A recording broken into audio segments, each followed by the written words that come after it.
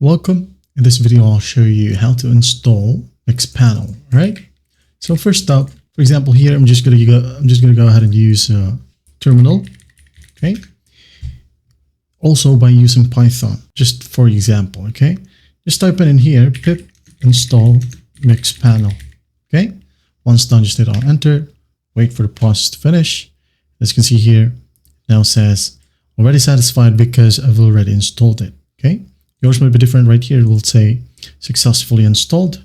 Now, if you want to configure the SDK, you can go ahead and type in Mixpanel right here, import Mixpanel, like so.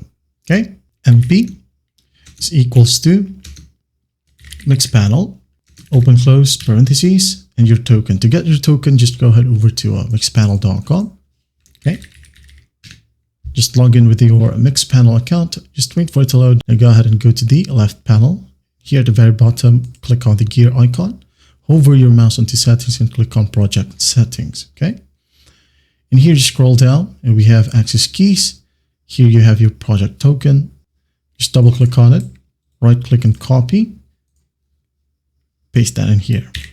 That's basically how you do it. If you want to integrate your Mixpanel to frameworks like Google Sheet, Next.js, Shopify, don't worry, I have this article right here, which I'll leave in the description on how to integrate Segment, Amazon S3. Just click on each options right here. And after that, if you want to, after configuring the SDK, you can go ahead and click on identify your users right here. Follow the simple instructions as well.